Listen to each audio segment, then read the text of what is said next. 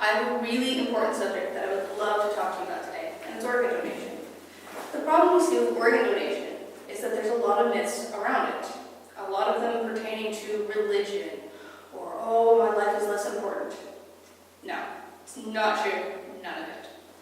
One study that was done found that people who watch negative things on TV about certain subjects, i.e. organ donation, tend to view it more negatively than they would if they watched something more positive about it. And while this makes sense, we don't really think about it until we actually go, hey, they're right. I watched this about this food being disgusting and I don't like this food all of a sudden.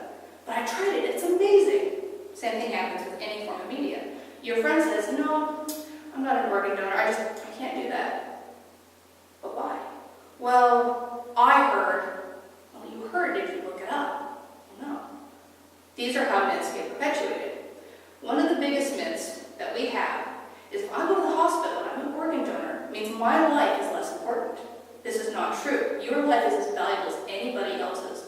The facility is there to make sure that everybody gets the same amount of care, no matter if you're an organ donor, a kidney donor, tissue donor, blood donor, does not matter. Cancer patient, chemo patient, you're all treated the same because all life is valuable. The second biggest misconception, oh, my religion, they don't allow it.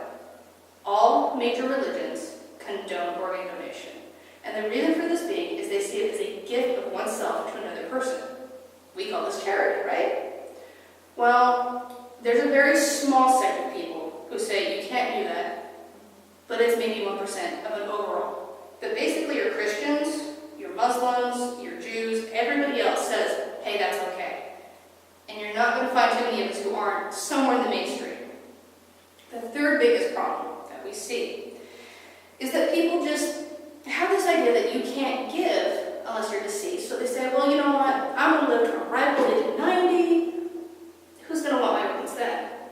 But you can't account for car crashes, you can't account for illness. I mean, they're morbid things to think about, right? But we still have to think about them and go, you know what, if something happens to me, I want to be able to give the gift of life to other people. You can also give certain organs without being deceased. You can give kidneys, you can give lobes of your lung, and you can give lobes of your kidney, or not your kidney, your liver. These are really important vital organs that other people need. So I'm hoping that by hearing what I've had to say today, that you'll consider going out and becoming an organ donor. And this can be done in various